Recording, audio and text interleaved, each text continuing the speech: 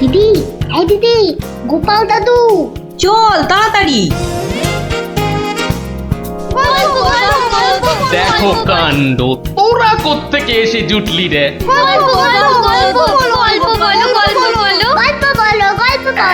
এই দেখো দেখো, আস্তে আস্তে আস্তে, আরে ধুতি খুলে যাবে রে, ধুতি খুলে যাবে। দাঁড়া দাঁড়া, ওরে রে, আমি এখন রাজসভায় যাচ্ছি, পরে এসে তোদের গল্প বলবো। এই দেখো, গল্প না বললে আমরা তোমাকে রাজসভায় যেতেই দেব না। ঠিক ঠিক, গল্প বলো, গল্প বলো। আচ্ছা আচ্ছা আচ্ছা, বেশ, চল ওই গাছতলাটায় গিয়ে বসি। হ্যাঁ,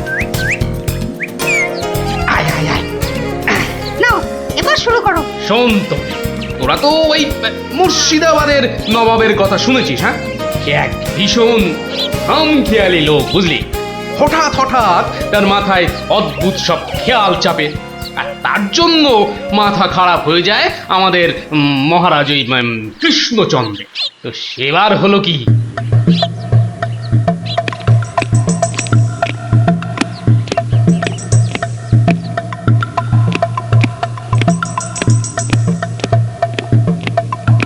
অনেক দিন হয়ে গেল এক জায়গায় একটানা বসে আছি।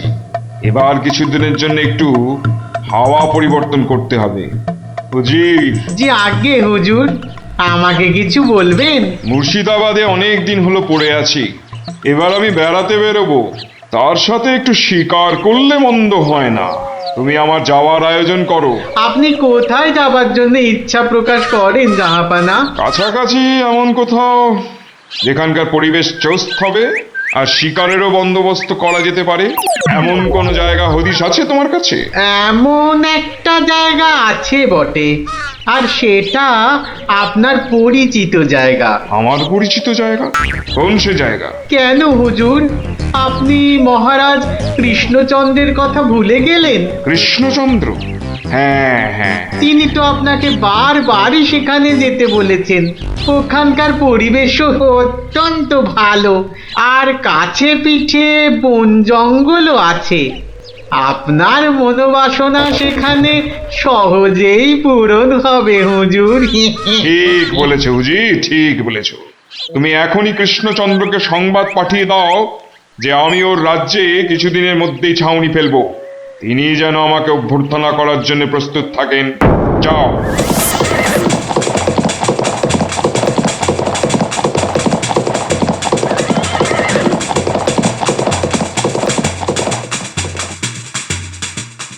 বন্ধুগণ, আজকে আমার কাছে একটা বড়ই গুরুত্বপূর্ণ খবর আছে।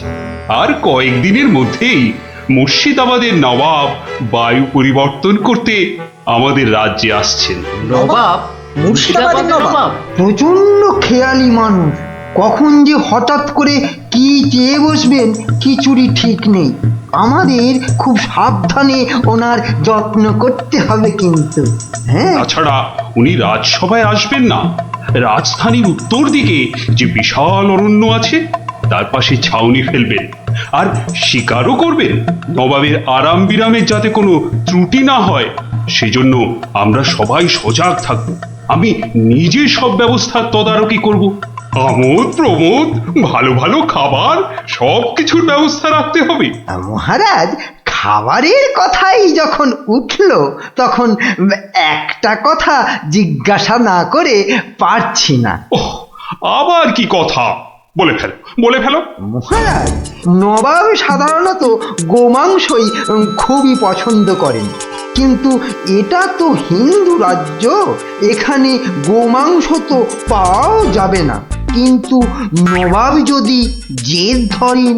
খুবই গুরুত্বপূর্ণ প্রশ্ন করেছো মন্ত্রী।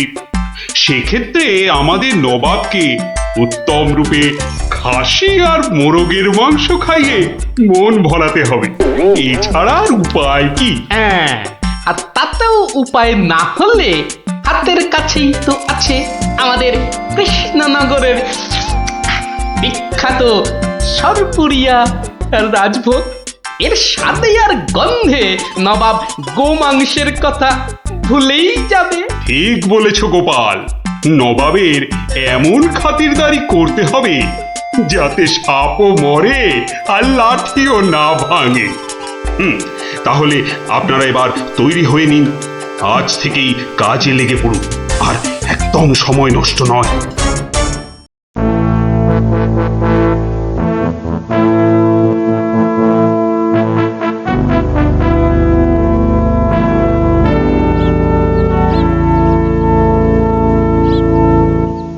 বাহ, বহুত খুব, বড়ই জবরদস্ত চিজ। কি নাম বললেন এই খাবারের? আগে হুজুর সরপুরিয়া, আমাদের রাজ্যের সব থেকে জনপ্রিয় মিষ্টি। তা আমাদের বাবুর্চিকে শিখিয়ে দিলে সে এরকম জবরদস্ত জিনিস নিশ্চয়ই পাকাতে পারবে। নিশ্চয়ই জাহাপনা। তাছাড়া মোগলাই খানার সাথে সরপুরিয়া বেশ ভালোই লাগবে বোধহয়। ভালোই লাগবে।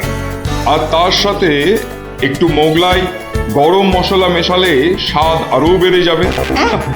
মিষ্টিতে গরম মশলা বাবার জন্মেও শুনিনি। কিছু কি আপনি বলতে চাইছেন? না না না না না না, মানে আপনার ভাবনা খুবই ভালো হুজুর। আমাদের ময়রা আপনার বাবুর্চিকে সব শিখিয়ে দেবে। কি হলো, বাইরে এত গোলমাল কিসের? একবার দেখো তো।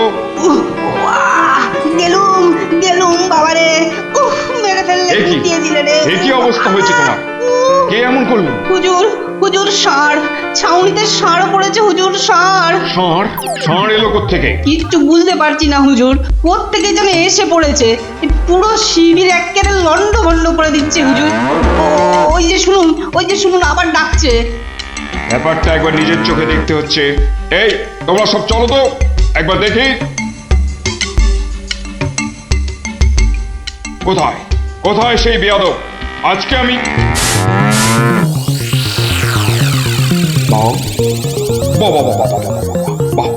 বহুত খুব, কি চমৎকার ষাঁড়, কি নধর দেহ, যেন তেল চুইয়ে পড়ছে।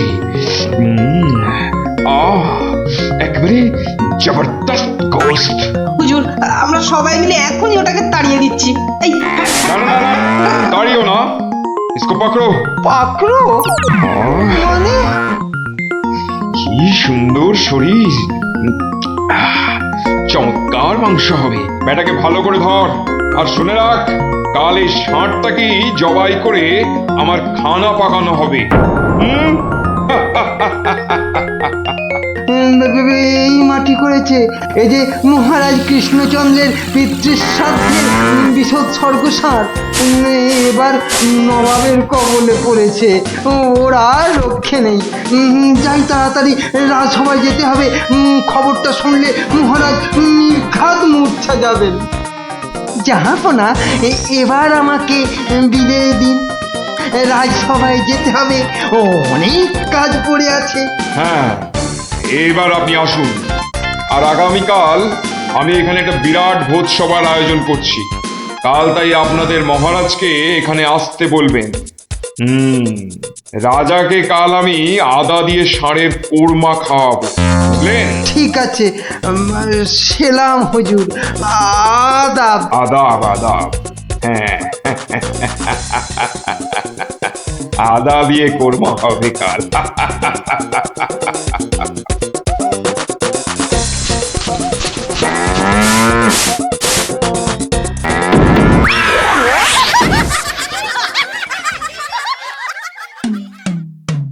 একই কথা শোনালে মহামন্ত্রী, এ আমি কি চরম ধর্ম সংকটে পড়লাম। আমার পিতা শ্রাদ্ধে উৎসর্গ করে ষাঁড়টাকে ধর্মের নামে ছেড়ে দিয়েছিলাম। বৃষোৎসর্গের বৃষ মারা পড়লে যে আমার পিতৃপুরুষ নরকে যাবে। কিন্তু নবাবের হাত থেকে ওকে উদ্ধার করার উপায়ই বা কি? নবাব যাকে খেতে চাইছেন তাকে ছিনিয়ে আনার চেষ্টা মানে তো রাজদ্রোহ বই তো কিছু নয়। তাই তো, ওরে বাবা, সর্বনাশ হয়ে গেল, সর্বনাশ হয়ে গেল। হিন্দুর নগরে গো হত্যা হলো, আমার পিতৃপুরুষের নরকবাস হবে। কোনো উপায় নেই ঠেকাবার। যত সব বদমাস নবাব। আমাদের এ কি সর্বনাশ হলো, কি সর্বনাশ হলো! থামুন, বিপদের সময় একটা বুদ্ধি দেওয়ার নাম নেই, আবার নাকি কান্না কাঁদতে লেগেছে। সবাই সবাই একদম চুপ করে থাকবেন। আমাকে আমাকে একা ভাবতে দিন তো, দেখি দেখি কোনো শেষ রক্ষা করতে পারি কিনা। আগে মাফ করবেন মহারাজ, আমার উপর ভার দিলে আমি ষাঁড়টাকে নবাবের কবল থেকে খালাস করে আনতে পারি। কার সাথে টক্কর দিতে হবে বুঝতে পারছো? এ হলো স্বয়ং মুর্শিদাবাদের নবাব। আমার উপর ভরসা রাখুন মহারাজ, আমার জেদ তো আপনি ভালো করেই জানেন। তুমি বোধহয় নবাবকে ঠিকভাবে চেনো না। নবাবের মতো বদরাগী লোক রসিকতায় ভোলেন না। আপনাদের নবাবও কিন্তু আমাকে সম্যকভাবে চেনেন না। আপনি বলুন না মহারাজ, আমার দৌড় ওনার জানা আছে কি? তুমি ঠিক কি করতে চাও? আমি তো কিছুই ভেবে কুল পাচ্ছি না। আপনি শুধু একটা ছোট্ট কাজ করুন। ছোট্ট কাজ? ছোট্ট কাজ কিরকম?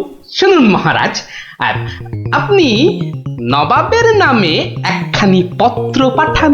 আমার কথা বলুন বলুন বলুন বলুন, আপনি আমাকে পাঠাচ্ছেন। তোমাকে পাঠাচ্ছি? কেন? কেন? স্রেফ নবাবের মনটা একটু ফুরফুরে করে দেবার জন্য আপনি আমাকে পাঠাচ্ছেন। গোপাল, আমার কিন্তু ভয় করছে। তুমি কাজ হাসিল করতে পারবে তো? ধরে নিন আপনার ষাঁড় আপনি ফেরত পেয়ে গেছেন। দেখুন এবার আপনার গোপালের খেল দেখুন। বেশ, তোমার কথা মতোই কাজ হবে।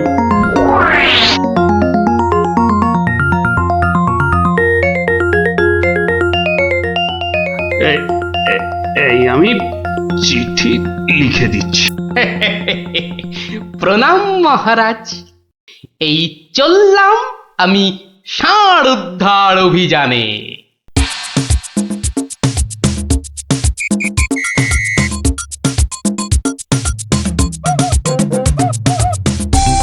সেলাম হুজুর, আপনার চরণে এই দাসের শত কোটি সেলাম। আরে এ কে উজির? জাহাপানা, এ হলো গোপাল ভাঁড়, মহারাজ কৃষ্ণচন্দ্রের সভার একজন রসিক লোক। নবাবের দিল খুশ রাখবার জন্যেই রাজাজি একে পাঠিয়েছেন। দিলখুশ? বেশ বেশ। গোপাল, তোমার নাম আমি শুনেছি বটে। ঠিক আছে, তুমি আমার দিল খুশ করে দাও। হ্যাঁ, মাফ করবেন জাহাপনা, আমি এসেছিলাম আপনার দিল খুশ করার জন্য, কিন্তু এখানে এসে আমার দিল নাখুশ হয়ে গেল হুজুর। কেন কেন কেন কেন? আমি একটা বিচ্ছিরি দৃশ্য দেখতে পেয়েছি এখানে। ইস, ছ্যা, ছ্যা, ছ্যা, ছ্যা, ছ্যা, ছ্যা, থু, থু, থু, থু, থু, থু। কি দৃশ্য তুমি দেখলে যে এত নফরত? হুজুর, ওই নোংরা সাপটা কেন আপনার পবিত্র শিবিরে বেঁধে রেখেছেন জাহাপনা? নোংরা বলছো কেন?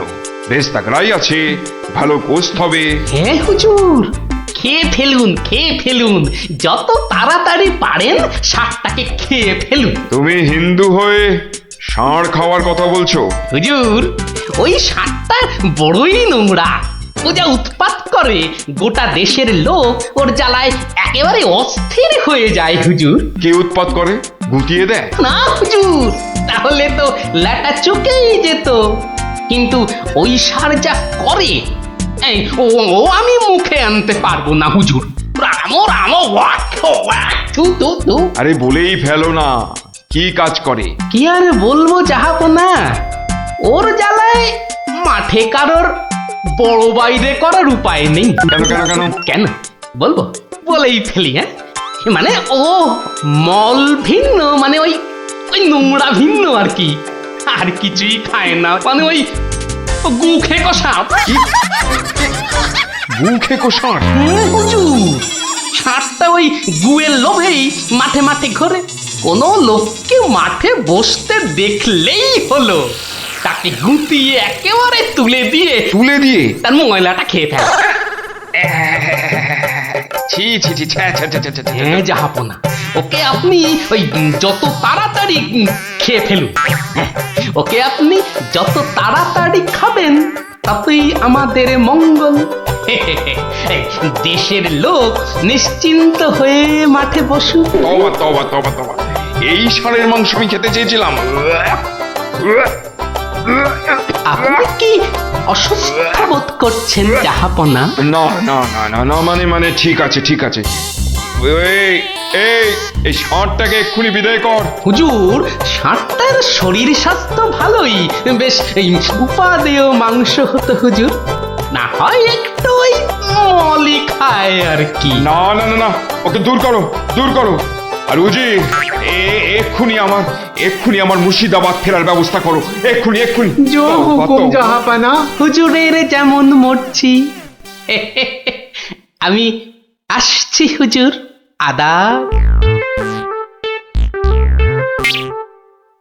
হাট হাট, ওর দড়ি খুলে দে, যা যা যা যা।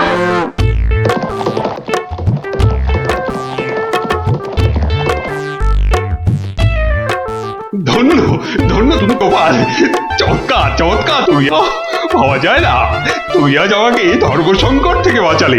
মন্ত্রী মন্ত্রী, গোপালকে 2000 টাকা পুরস্কার দাও এক্ষুনি। মহারাজের জয় হোক। ব্যাস, নবাব ষাটটাকে ছেড়ে দিয়ে মুর্শিদাবাদ পালালেন, আর আমাদেরও ঘাম দিয়ে জ্বর ছাড়লো। তোরা সব খুশি তো? হ্যাঁ, এবার তাহলে আমি রাজসভায় যাই। কাল কিন্তু আর একটা গল্প বলতে হবে। আচ্ছা বাবা, আচ্ছা, বলবো বলবো।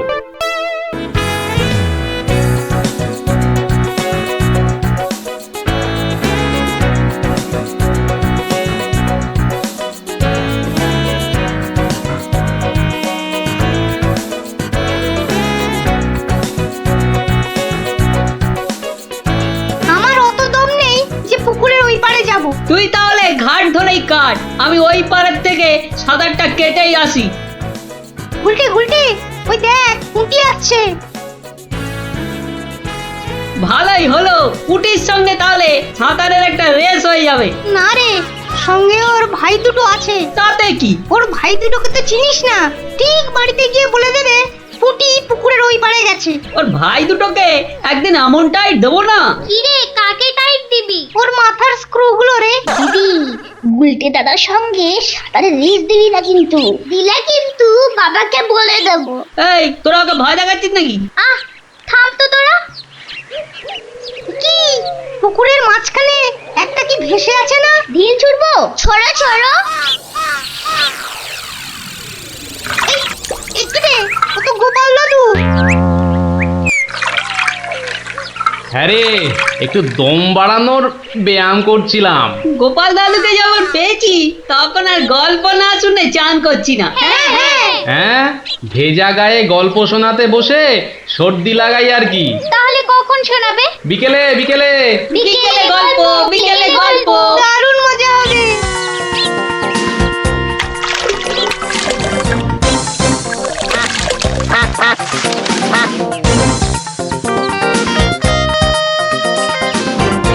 গোপাল দাদু আজ বড্ড দেরি করছে। ওরে, সবুরে মেওয়া ফলে। ঠিক বলেছিস। আচ্ছা পুটি, তুই বইয়ের ওই প্রবাদ বাক্যের জায়গাটা খুব ভালো করে পড়েছিস না রে? আবার শুরু করলি তো, সব সময় পড়া পড়া। ওই তো গোপাল দাদু। দাদু, আমরা তোমার জন্য কখন থেকে বসে আছি। বসে বসে কুমুদ ধরে গেল। চল চল চল, আর দেরি না করে শুরু করি তাহলে গল্প।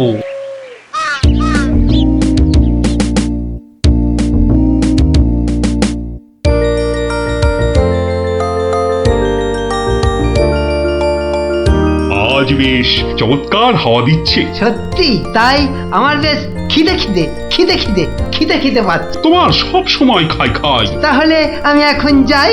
এই গাছের তলায় একটু দাঁড়াই। আমি বরং গাছের বাঁদরটাকে তাড়াই। হ্যাঁ, এই তোমার উচিত কাজ। আজ দারুণ হয়েছে আপনার সাজ। তখন থেকে দেখছি তোমার ছন্দের টুকুট। এই যা, বাঁদরটা নিয়ে গেল আপনার মুকুট। এবার কি হবে? আমার আমার মুকুট নিয়ে এসো, যেভাবে পারো। এই এই দে দে মহারাজের মুকুট, দে দে বলছি। কি মন্ত্রী, এই যে ভয়ানক দুষ্টু বাঁদর! ওহ, এভাবে হবে না মহারাজ, ওকে বন্ধুর মতো করে বোঝাতে হবে। আমার তো কখনো বাঁদর বন্ধু ছিল না, কি করে বোঝাবো? আমি বোঝাচ্ছি। ওরে ওরে পুচু মুচু কচু, বাবাটা বাবাটা সোনাটা মনটাটা, আমার মনটাটা, আমার পুকুটা মুকুটা দিয়ে দাও সোনা মানা, দাও মানা, দাও দাও মানা সোনা দাও।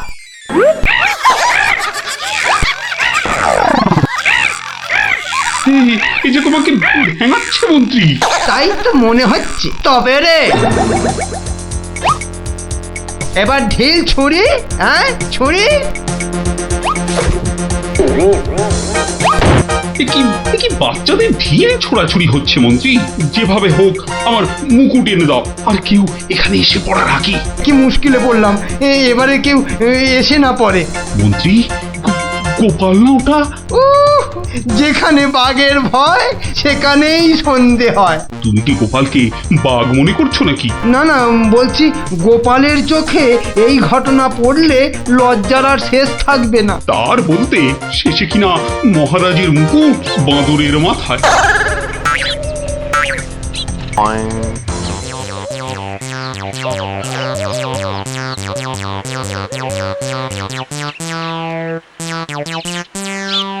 এ কি মহারাজ, লুকোচ্ছেন কেন? আহা, মন্ত্রী মশাই, আপনি আবার গাছে উঠছেন কেন? কি হয়েছে? ওহো, এই কাণ্ড! এতে লজ্জার কি আছে মহারাজ?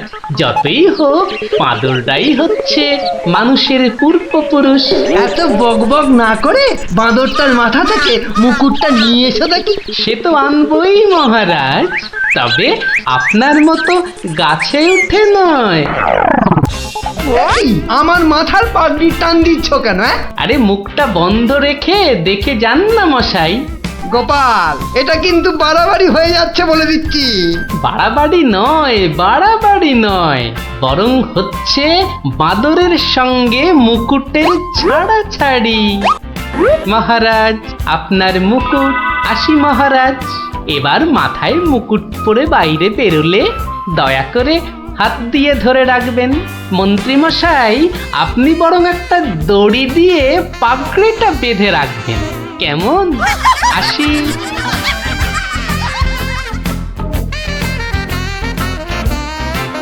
কিভাবে গোপাল বলল দেখলেন মহারাজ? শুধু দেখিনি মন্ত্রী, শুনেওছি। এর একটা বিহিত করতেই হবে, করতেই হবে। তুমিও ভাবো আর আমিও ভাবি।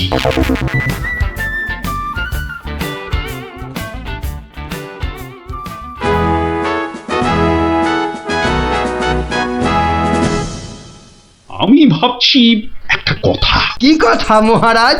আচ্ছা, গোপাল এখনো আসেনি তো? না মহারাজ। তাহলে বলি শোনো, একটা দারুণ বুদ্ধি মাথায় এসেছে। বলে ফেলুন মহারাজ। বলবো তো বটে, তো ভাবছি। আবার কি ভাবছেন মহারাজ? ভাবছি যা ভেবেছি তাতে গোপাল জব্দ হবে তো? তা যা বলেছেন মহারাজ, আসলে গোপাল হচ্ছে পাঁকাল মাছের মতো। এই ধরবেন ও দেখবেন সুরুত করে পিছলে বেরিয়ে গেছে। তাই ভাবছি, মানে শেষ রক্ষা হবে তো? আবার ভাবছেন মহারাজ? না না, অনেক ভেবেছি, আর একদম ভাববো না। তাহলে মহারাজ যা ফোন দিয়ে এঁটেছেন সেটা কি করবেন? তোমার উপর প্রয়োগ করে দেখাবো যত সব। আগে গোপালকে আসতে দাও, তারপর আস্তে আস্তে সইয়ে ওকে আমি জব্দ করব। ও গোপালের কথা ভেবে না আমার এখনই দারুণ আনন্দ হচ্ছে। কি নিয়ে মহারাজ মন্ত্রীর কানে গুজুর গুজুর করছেন? দেখতে হচ্ছে।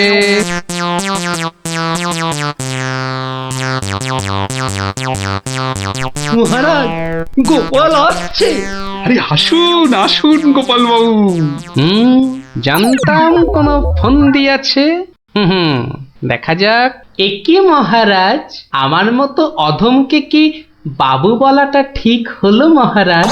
বুদ্ধিতে তুমি শ্রেষ্ঠ, তাই তোমাকে বাবু না বললে অপমান করা হয় নাকি? গোপালের মান তার আবার অপমান, ঢং। মহারাজ, এই ছোট্ট একটা বলের মতো মানুষের যখন মানই নেই, তখন আবার অপমানের কথা আসছে কেন? ইস, তোমার যখন পছন্দ নয় তখন তোমাকে গোপাল বাবু বলবো না, কিন্তু তাহলে কি বলবো? কেন মহারাজ, ও তো আমাদের শুধু গোপাল নয়, একেবারে নাড়ু গোপাল। বাবা বাবা মন্ত্রী, এই এতক্ষণে একটা ঠিকঠাক কথা বলেছ। নাড়ু গোপাল, তা বাবা নাড়ু গোপাল, কাল রাতে একটা স্বপ্ন দেখেছি, আর সেই থেকে আমার ভাবনার আর শেষ নেই। কেটে গেছে তো কালকের রাত, স্বপ্ন তাহলে আপনার নষ্ট ভাত। স্বপ্নটা যে মনের কোণায় বারবার উঁকি মারছি। তাহলে মনের কোণের দরজাটা বন্ধ করে দিন। বলছো বটে, কিন্তু তোমায় যে না বলে স্বস্তি পাচ্ছি না। তবে ঝেড়ে কাশুন মহারাজ। মহারাজের সর্দি হয়েছে নাকি যে ঝেড়ে কাশতে বলছো? মানে?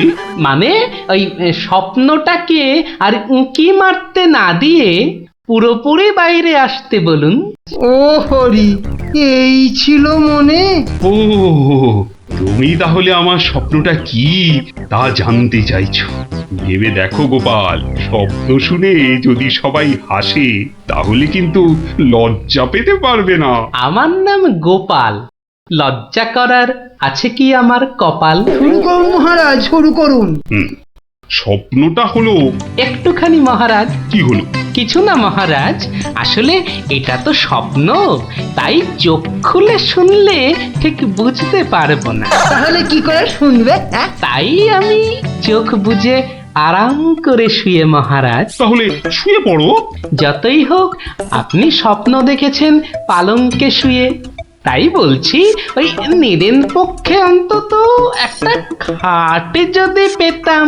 যত সব। এই, কে আছো? একটা খাট নিয়ে এসো।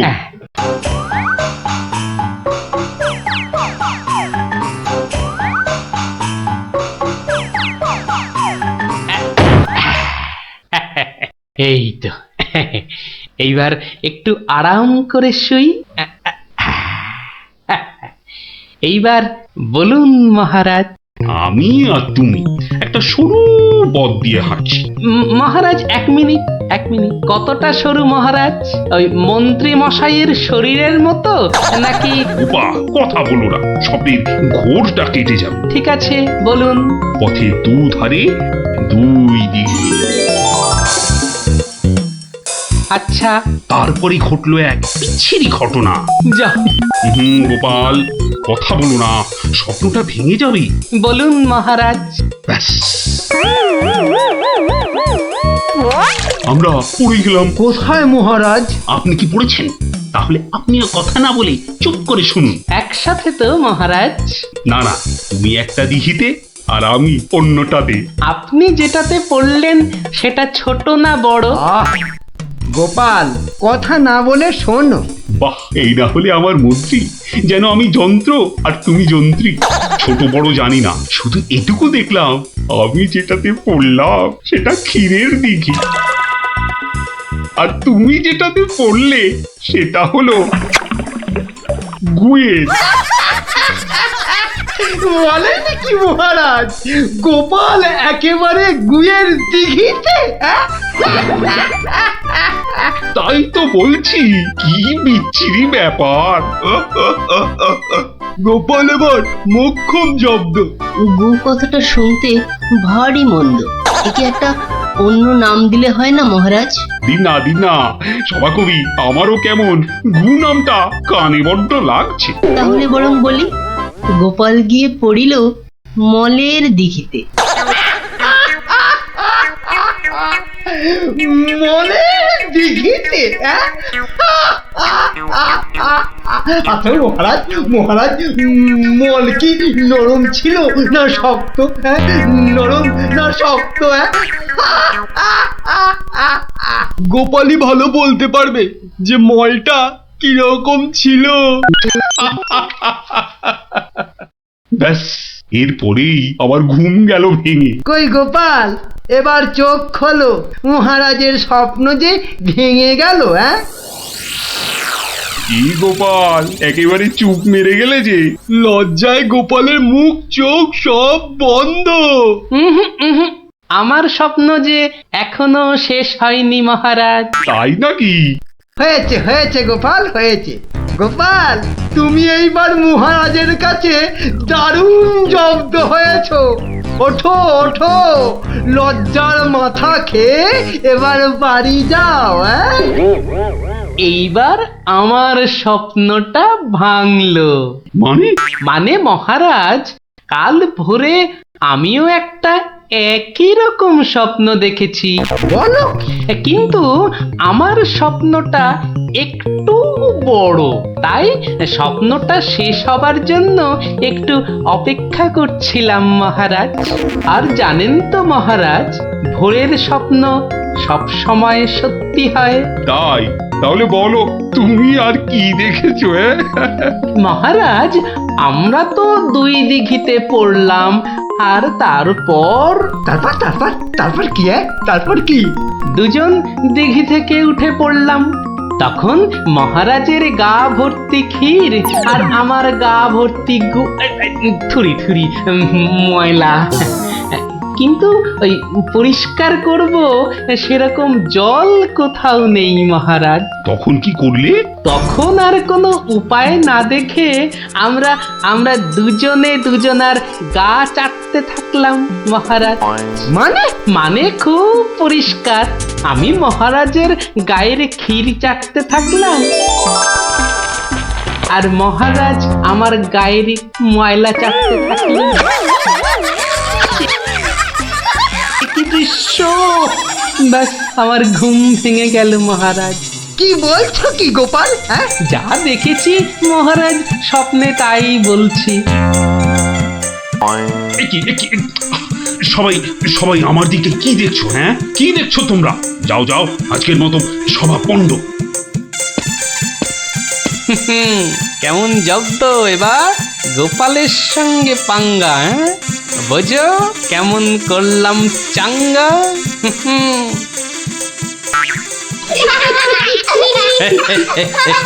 এই জন্য বলি, করতে গেলে ফাইট হতে হবে টাইট, বুঝলি? সত্যি গোপাল দাদু, তোমার জবাব নেই। আর একটা হবে নাকি দাদু? দিনে একটাই গল্প যথেষ্ট, আর নয়। তাই তো বলি গোপাল দাদু, আর তার গল্প শুনতে হবে অল্প স্বল্প। এই তো, আমার গল্প শুনে শুনে দেখছি তোদেরও বুদ্ধিও খোলতাই হচ্ছে।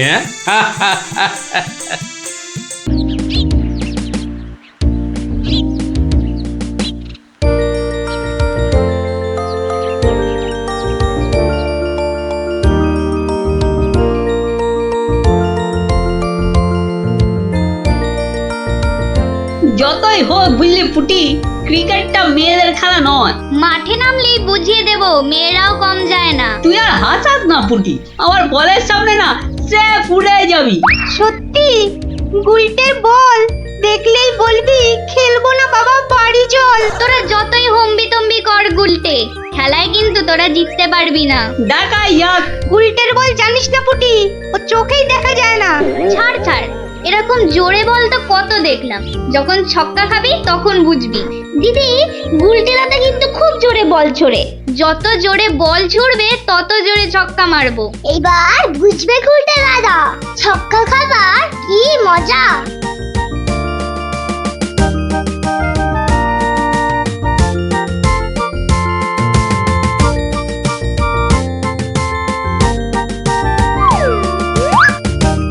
নে রে পুটি, প্রথমেই আমার বল, দেখি কেমন সামলাস আমার বল।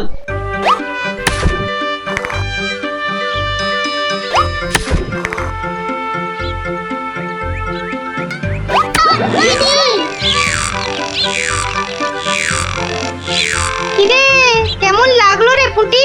কিরা পুটি, ছক্কার জায়গায় তো অক্কা পেয়ে গেলি রে।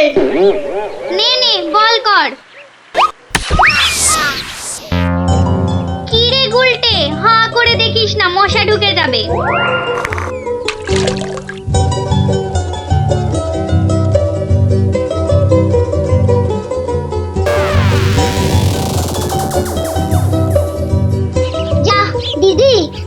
বন্ধ হয়ে গেল কেন? মোটেই না। বলটা গিয়ে ঠিক পড়লো পুকুরের মাঝখানে। এখন কিভাবে আনা হবে? পুটি তুই এমন মারলি যে খেলাটাই ভেস্তে গেল। দিদি এখন কি হবে? ওই দেখো কে যাচ্ছে। গোপাল দাদু। তাহলে তো গল্প। হ্যাঁ হ্যাঁ, গোপাল দাদু, গোপাল দাদু, গোপাল দাদু। কি হলো রে তোদের?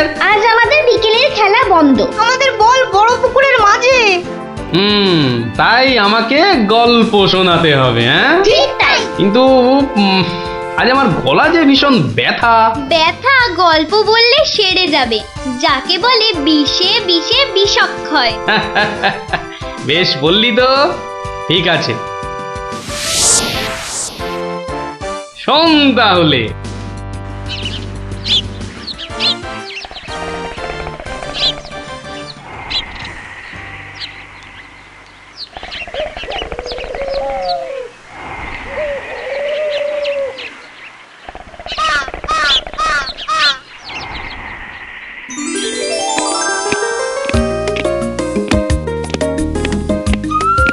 জয় মহারাজ গোবিন্দচন্দ্রের জয়, জয় মহারাজ গোবিন্দচন্দ্রের জয়, জয় মহারাজ গোবিন্দচন্দ্রের জয়, জয় মহারাজ গোবিন্দচন্দ্রের জয়। দাঁড়িয়ে কেন মহারাজ, বসুন। হ্যাঁ বসি।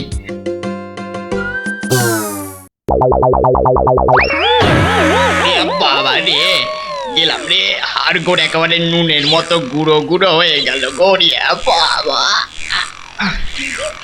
এ কি গো, বলা নেই কওয়া নেই, ধূপ করে খাটিয়া থেকে পড়ে গেলে। হাতিয়া নয় গো, বলো সিংহাসন। তুমি কি এখনো স্বপ্ন দেখছো? কি আবার স্বপ্ন দেখবো? হ্যাঁ দাও দাও, তামাকটাকে ভালো করে সাজো দেখি। যত সব স্বপ্ন দেখছিলাম, না এবারে দেখতে হবে যেন ঘুমিয়ে না পড়ি। বউ ঠিক ধরে ফেলেছে যে আমি স্বপ্ন দেখছিলাম। কি লজ্জা, কি লজ্জা। ছি।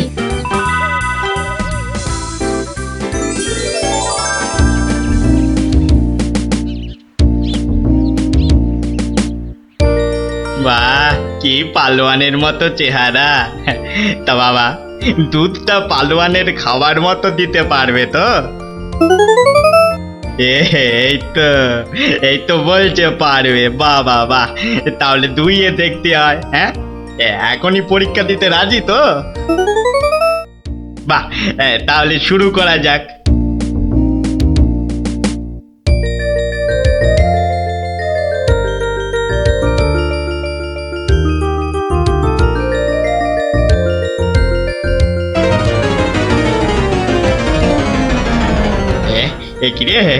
একিরে বাবা, ঘরের সব বাটি গামলা যে শেষ হয়ে গেল, তবুও দুধ যে ফুরোচ্ছেই না।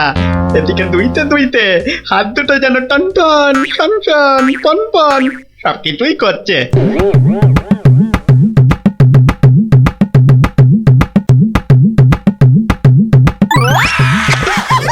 ওরে বাবা রে, ওরে মা রে, কি জোরে লাথি মারলো রে বাবা। ওরে বাবা,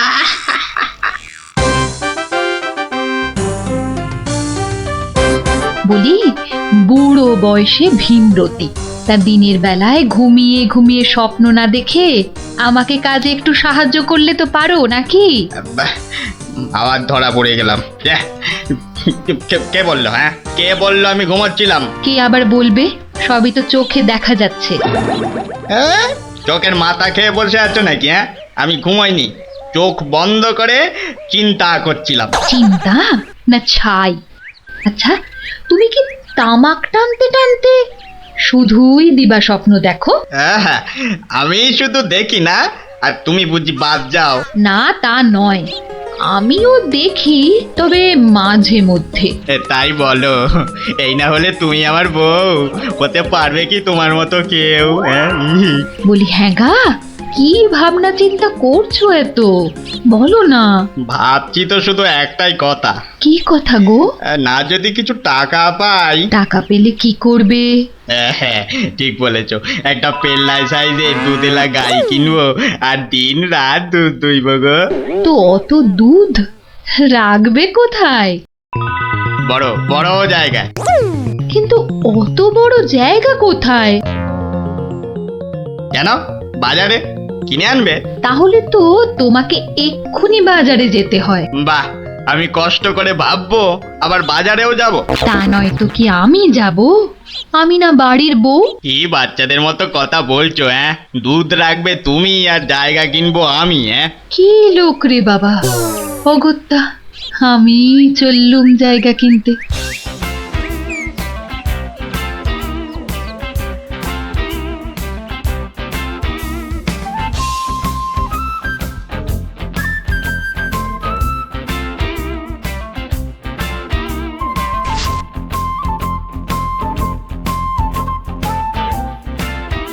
এত হাড়ি দিয়ে করবেটা কি?